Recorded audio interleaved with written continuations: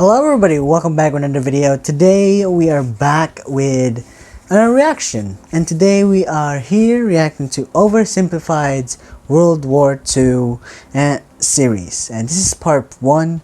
And I'm sorry, it's been a while since I posted. It's because in the past 6 days since I wasn't posting since the last video. The first day there was an electrical corruption or interruption. The second day I have school. The third day another interruption, and the fourth and fifth day is electricity interruption. And yesterday internet wasn't really working yesterday for some reason. I was recording and the internet just stopped, and yeah, this is the only time that, thank goodness, because earlier I'm having trouble starting this goddamn video because the internet isn't connecting to my laptop. I don't know why. Is this bad luck? I don't know. But today we're coming back. This is part 1 of Oversimplified's World War II series, and next video might actually be Kings and Generals part 0.7, and the next is the next video is going to be Oversimplified's World War II part 2, and the next video is going to be Kings and Generals 0.7. We're going to finish the preload, and after that, I don't know, we'll just see.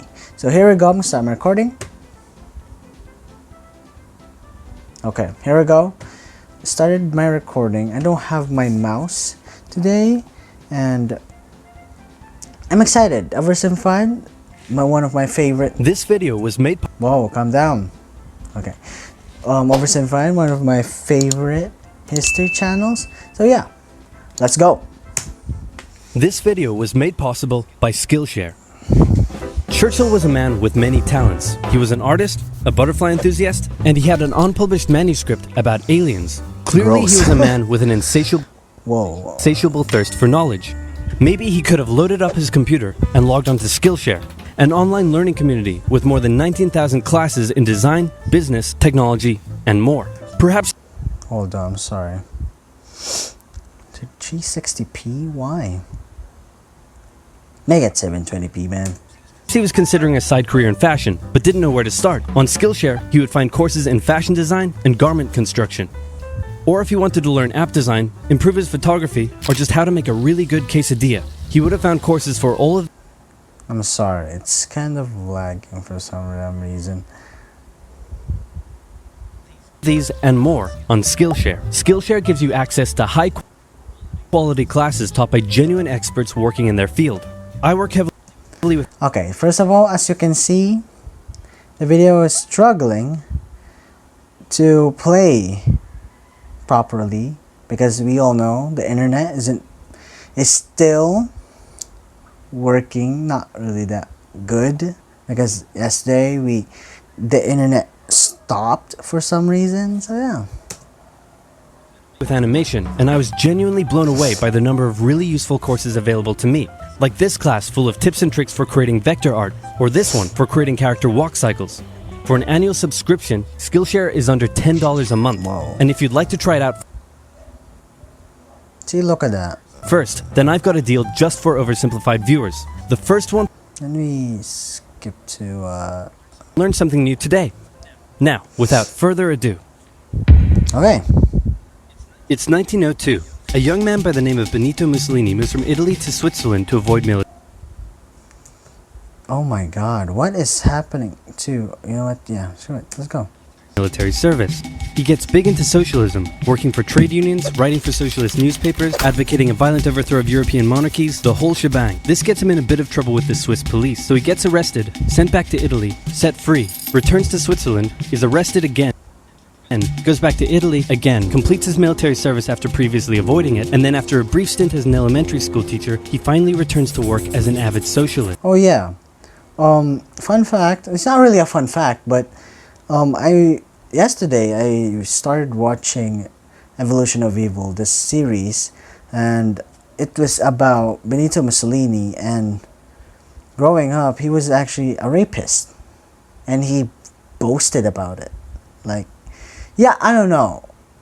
I saw it in the episode of Evolution of Evil. Correct me if I'm wrong, but they said he boasted about it. So, yeah. His speeches and journalistic abilities made him famous among Italian socialists. He was anti-war, so when Italy colonized Libya in 1910, he rioted and got arrested. Then World War I came along, and once again he protested Italy's involvement. But then he thought, wait a minute, this war could bring about the social climate needed to overthrow European monarchies and bring about the socialist revolution everywhere. But we all know he said no war, so he got kicked out from that group. So. And suddenly he was pro-war, but his fellow socialists didn't like his new pro-war stance, so they kicked him out of the party. So then he said, you know what? I'm done with socialism. We need something new, not based on class divisions tearing us apart, but based on unity through nationality. We'll conquer the Mediterranean and reunite all Italian peoples just like the days of the Roman Empire. I'll call it fascismo, and it will guide the Italian nation to greatness. That's all well and good, Mr. Mussolini, but what kind of haircut am I giving you? Let's go with bold.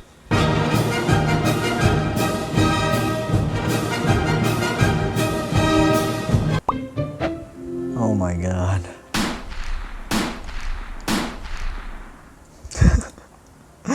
Oh god. Italy had been on the winner's side in World War I, and they hoped they were going to get a lot out of it, but in the end, they only got a little, and they felt cheated. On top of that, a bad economy and weak governments meant that the Italian people were a little unhappy. So when Mussolini came along and said that he could fix everything, his fascist movement gained a lot of support. Oh yeah, by the way, in World War I, all of the battles that happened between Italians and Austro-Hungarians was in only one place. I forgot what place it is. It's like a mountainous place. Folks, please comment down below. I know all of the battles happened. Now most of the battles happened in a mountainous area between Italians and Austro-Hungarians in World War I. Please comment it down below. In 1922, he went to the king and said, make me prime minister or I'll make me prime minister. And the king said, you and what army? This army. Fair enough. Fair enough. Then he went about establishing a dictatorship with himself at its center. Europe had its first fascist dictator. Next up, Germany. Wow, Germany had been on the loser's side, and they got absolutely wrecked by the Treaty of Versailles. They lost territory, had to demilitarize the Rhineland, had to reduce their army to just 100,000 men, couldn't have an air force, had to pay the Allies a huge amount of money that it didn't have, and a new rule was established that The problem is because of the reparations. The Weimar Republic, or I don't know, Weimar Republic or Weimar government, I don't know. Weimar Republic, correct me if I'm wrong, they started printing money, and printing money decreases the value of it. So in the video that we learned about that, it was about Hitler, that is made by Oversimplified. So yeah. that every Englishman withheld the right to walk into the center of Berlin, pick out any German they wanted, and spank the hell out of them. I made that last one up, but it helps you understand how all of this felt to Germans. On top of that, a bad economy and weak governments meant that when a small angry man with a silly mustache came along and said that he could fix everything, the German people loved it. Hitler had been a soldier during World War I, and he was crazy patriotic, and nobody was madder than him about Germany's humiliation. He helped start a new political party, and in 1923 attempted a march on Munich with his boys. And then he got arrested. But his popularity grew, and in 1933, the president made him chancellor. He believed he was Germany's great destined savior, and he went full megalomaniac, establishing a dictatorship with himself at its center. Europe had fascist dictator number 2. Hitler and Mussolini had a lot of the same ideas, but more importantly, they had the same enemies. If you want to learn more about Hitler's rise, check out Oversimplified's Hitler. We actually reacted to the 2-part series about it, and I'm going to link episode 1 of Hitler by Oversimplified and episode 2. So yeah, it's in the description down below, and this video is going to be in the description down below too. Oh yeah. And they started to get along. Anyone else want to be friends? Franco? No? You good? I do. Who's that? It's Japan, and they've taken over northern China. Let's rewind a bit. Japan had Isolated. isolated itself from the rest of the world for over 200 years until the Americans showed up and said, you're going to trade with us and you're going to like it. Then the Western powers imposed a bunch of unequal treaties, meaning Japan's economy was bust. They also had no natural resources, so they decided to go get some. They went to war with China to gain a sphere of influence over Korea, and they took a bunch of China's stuff. But then the West said, hey, cut that out. And since Japan couldn't take on the West, they said, okay, I guess we'll just go home. Wait a minute, what are you doing? Taking advantage of a weakened China and setting up spheres of influence. But I was the one who weakened them. We know. And you guys didn't let me have anything. We know. That seems unfair. We don't think so. Okay, see ya. So Japan thought, screw this, and went to war with... Sino-Russo War? Yeah. Russia was humiliated in this war. Like, their forces doesn't have that much strength facing the almighty army of the Imperial Japan. Russia, and stunned everyone by actually winning. Then they fully annexed Korea, but they didn't stop there. In World War I, they took Germany's colonies and islands in Asia. And then back in World War I, Japan was in the Allied side, so knowing that Germany is in the central side, I don't know what you call them in World War I, but knowing that Germany is their enemy, so they used the opportunity to take small German territories in Asia. An incident that was maybe staged by the Japanese army, a bomb blew up a Japanese train in Manchuria, giving them an excuse to launch an invasion and take over. So here's the situation. Nazi Germany, Fascist Italy, and Japan all believe they're racially superior, all feel hostility towards the Allies, and all want to militarize and take over more stuff. And so they did. Let's start with Germany. Hitler hated the Treaty of Versailles, and now he was ready to begin undoing it. In complete violation of the treaty, the first Luftwaffe squadrons were set up, conscription was introduced, and he pimped up his army. The Allies did nothing. Then Hitler sent his army back into the demilitarized Rhineland, giving orders to immediately retreat if the Allies showed up. The Allies did nothing. With his military re-strengthened, he could now move on to step 2. He wanted to rapidly increase the Aryan population, and to do so, he needed Lebensraum, or in other words, he would have to take over the world. But for now, a good portion of Europe would do, and he began eyeing up his neighbors. The Allies finally started to get worried, so they implemented a fairly useless diplomatic strategy called appeasement, and it went a little something like this. Hitler would say, I want that thing, and the Allies would say, you can't have that thing. Okay, you can have that thing, but no more. I want that thing. And repeat. And repeat. In 1930... Oh my god. Hey, appeasement. Prime Minister of England, and I don't know what you call the leader of France in that time, but they actually visited Germany to negotiate the appeasement. I learned about that in Netflix. Their series named A Career of Adolf Hitler. So, yeah. 1938, Hitler's army marched into Austria and just took it, with no resistance. Boom, this is Germany now. Next, he demanded to be given the Sudetenland, an area of Czechoslovakia with many ethnic Germans. The Allies held a meeting with Hitler in Munich and said, look, we're going to give you what... Hang on, this meeting is about my territory. Shouldn't I come to the meeting too? Anyway, we're going to give you what you want. Really? Yeah. Just like that? Yep. What's the catch? Just sign this piece of paper promising you won't invade the rest of Czechoslovakia. Well, it's just a piece of paper though. So, we all know who this guy is. And it's just a piece of paper. Can this piece of paper stop him? Imagine. What if this piece of paper stopped him? I don't know, man. Okay. Then Chamberlain returned home victorious, waving his signed piece of paper in the air, declaring crisis to be averted and the continuation of world peace, and we built a statue of Chamberlain in his honor and everything. Okay, so my question was answered. Yeah. On the 30th of September, we celebrate Chamberlain Day. Hitler's invading the rest of Czechoslovakia. What? He's invading the rest of Czechoslovakia. Oh. You lied to me. What do you expect? I'm Hitler. Not to be outdone, Mussolini also wanted to get in on the action. my. He thought to himself, isn't there a not yet colonized nation somewhere which is so underdeveloped that the people would be defending themselves against our tanks with literal bows and arrows and wooden spears? Ethiopia. Oh, there is? Yeah, Ethiopia. Fantastic. I said I'm sorry for pronouncing it Utopia. I'm sorry. That's okay. Shut up. It's Ethiopia. Yeah, that's okay. So you all know Ethiopia. And so he took it. Okay.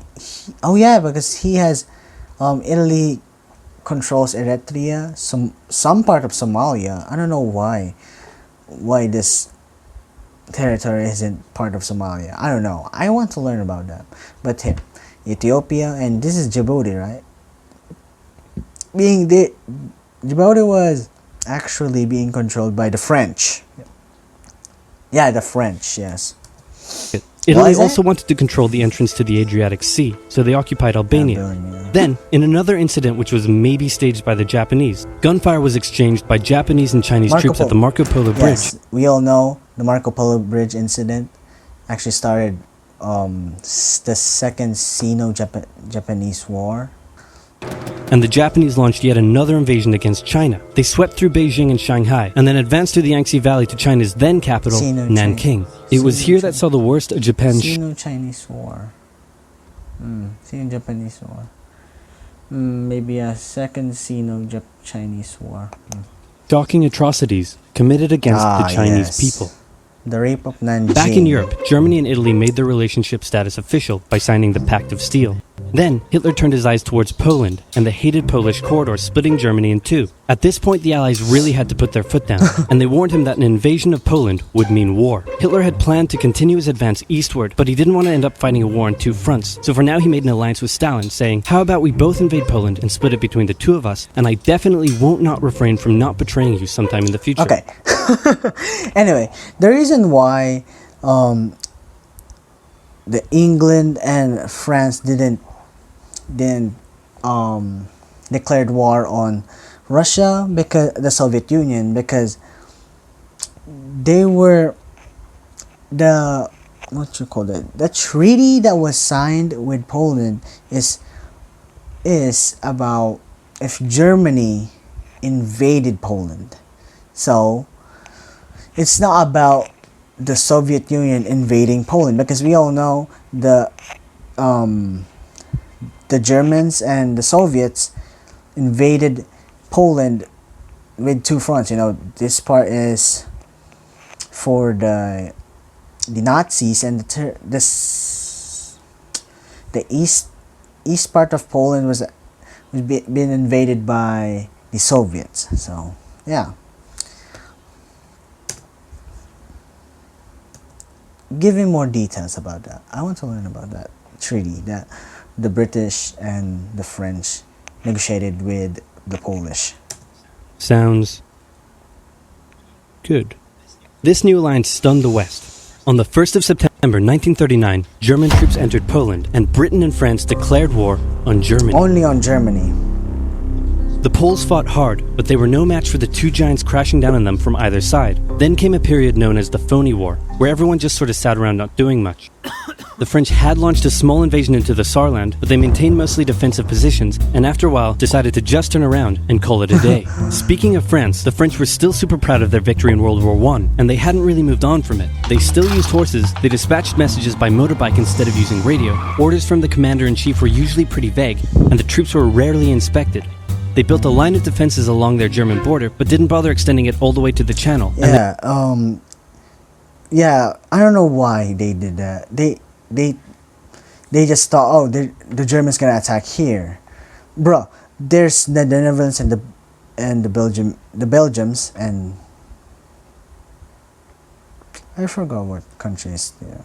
Liechtenstein or Luxembourg? Maybe it's Luxembourg. I don't know. I forgot. But hey, we all know the Germans attacked here, and everything happened. They wouldn't launch artillery strikes against Germany out of fear of being retaliated against. In a war, they didn't want to attack the enemy. And at first the UK wasn't much better. Chamberlain still naively hoped that the war could be ended diplomatically. Instead of bombing raids, the RAF dropped propaganda leaflets over German cities, which one air marshal said likely did nothing but provide the continent with toilet paper for the duration of the war. They also only sent 200,000 men to France, while the French had mobilized millions. Both Britain and France wanted to avoid a repeat of the First World War, and so they wanted to keep the war as far from home as possible. So they turned their eyes north, towards Norway. Neutral Sweden was exporting iron ore to Germany through neutral Norway, so the Allies asked them if they could please stop exporting iron. But we all know Sweden stayed neutral, and they denied the what you call that, the request of the British and the iron ore to French. Germany, but this request was refused. Then the Soviet Union attacked Finland, so the Allies said, how about we land troops in Norway and move them across Sweden to go help out your good pal Finland, and along the way maybe take control of all your amphibians. But Norway and Sweden still said no. So the UK mined the waters around Norway to force any transport ships into international waters, and they also attacked a German tanker they found in the area. Hitler realized what the Allies were up to, and he quickly moved to secure his supply of iron ore. He launched an invasion through Denmark into Norway. The Allies rushed to land troops at key ports along the coast, but Germany had taken control of Norway's airfield, and their air superiority decided the fight. The Allies had to retreat. Yeah, that's impressive. I'm sorry. That is actually impressive that happened, and I know it's still pretty early from the war. The Nazis prepared for this, and yeah, the Nazis controlled Norway and Denmark now. So yeah, the Nazis are getting progress.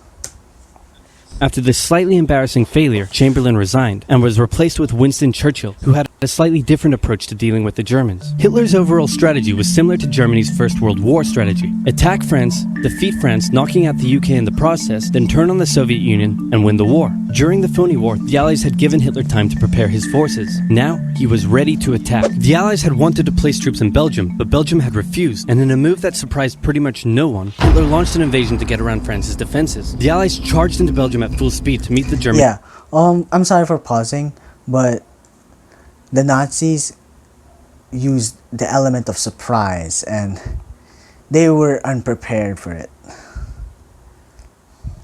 The Allies had wanted to place troops in Belgium, but Belgium had refused. Like in World War One. What was that? Germany asked Belgium if they can just pass through their country so that they can attack France, because in this part it's actually heavily defended, but they were denied and they were stopped, and it took maybe weeks to stop Belgium resistance. But after a few weeks in Belgium, when they got there, and that's the start of what we all know, the trench warfare. And yeah, that was in the plan of what plan was that? The Schifflin plan. Yeah, I don't know. I'm sorry if I'm pronouncing the Schifflin plan wrong. Just, Filipino and pronunciation. And in a move that surprised pretty much no one, Hitler launched an invasion to get around France's defenses. The Allies charged into Belgium at full speed to meet the German invasion head-on, and it looked like a repeat of the First World War was coming. But this time, Hitler had a trick up his sleeve. Blitzkrieg. As the Germans advanced, they sent thousands of refugees westward, slowing down the Allies. Then, to the south, the French had left the Ardennes, an area full of hills and forests, pretty underdefended, because they thought it was naturally impenetrable. And that's a mistake. Another mistake. And yeah. Well, the Germans were about to penetrate it with everything they had. They smashed 50 Wehrmacht divisions through and encircled the Allied armies at lightning speed. The best of the Allied forces were now trapped. The Germans squeezed in from all sides, taking out France's best armies. The element of surprise and quickness. Wow. And nearly wiping out the British too, but they managed to make a desperate last-minute escape at Dunkirk, with British civilian ships even making the perilous journey to bring their young men home. With most of the French forces depleted, the Germans breezed through, taking Paris, and France fell. What the Germans couldn't do in World War I, Hitler had done just like that. This could be useful, but I can't take a memo. That is impressive. That is just impressive. I know back in World War One, there's not much tanks, because World War Two, tanks and other mechanical equipment is used in this war, and that's the reason why we all know that the Industrial Revolution. I don't know. Wait, that happened before, right? I don't know. I should probably look up what Industrial Revolution is. Oh, that would be a fun video. Yeah, reacting to videos about the Industrial Revolution. Hitler hoped that with the fall of France, the UK would also lose hope and sue for peace. But quite annoyingly, it didn't. And he needed to secure the Western Front, so he tried to force them into submission with mind games. The UK were now all alone, and Hitler wanted to emphasize that. First of all, just before France fell, Italy finally declared war on the Allies, making the UK's situation even worse. Next, instead of just occupying Vichy France, a puppet state. All of France, Hitler occupied the coastal areas for defense, but allowed France to continue its existence as a German puppet state. This way, it looked like the UK's old ally had decided to switch sides. Hitler also hoped that the UK wouldn't attack any of her old allies' navy bases or colonies in Africa, giving Hitler an extra line of defense to the south. But the UK made sure to respond to this by sailing down to France's navy base in Algeria and wrecking a bunch of ships. So have at it. Hitler then began laying down plans for an invasion of Great Britain. Before German troops could land on British soil, he would first need air and naval superiority across the Channel. Waves of German bombers came, while the completely outnumbered RAF worked bravely around the clock in an attempt to quell the German attacks. At first, the Luftwaffe targeted British ports and coastal facilities. Then it attacked RAF bases, crippling the RAF's ability to defend the nation. And it looked like Hitler's Great British invasion was coming. But then, Churchill ordered a small, pretty insignificant bombing raid over Berlin. It didn't do much damage, but Hitler was furious, and he immediately ordered the Luftwaffe to refocus its attacks on civilian targets in London. Children were sent off to the countryside away from their parents to avoid danger, and frequent trips to air raid shelters became a daily occurrence. But British morale held firm. Smiling, knitting, lounging casually, these people have balls of steel. Okay. This refocusing on London also gave the RAF breathing space to reorganize, so Hitler kind of shot himself in the foot there. Just the foot for now. Finally, the Luftwaffe sent one massive all-out attack on London, and the RAF successfully repelled it, destroying many of the German aircraft and placing air superiority firmly in British hands. Hitler's invasion had to be postponed, but the bombing of British cities continued for some time. Is it done? Oh. Okay, so that's part one. So by the looks of it, when Hitler occupied France, they're now focusing on England. But the problem is, like Napoleon, the British has a strong naval fleet that protects the English Channel, and even they have, because the British has a superior what you call that again? Superior planes. I'm sorry. It's been a while since I made a video, okay? And I know my English is rusty because it's been a while. So thank you for watching. This is like just a few minutes, like 28 Gs. Like the last video is 40 minutes and 40 seconds. But hey, thank you for watching the video. Like and subscribe for more videos like this. And yeah, I'll see you next video. Maybe I'll post in, I don't know when, but hey, thank you for watching.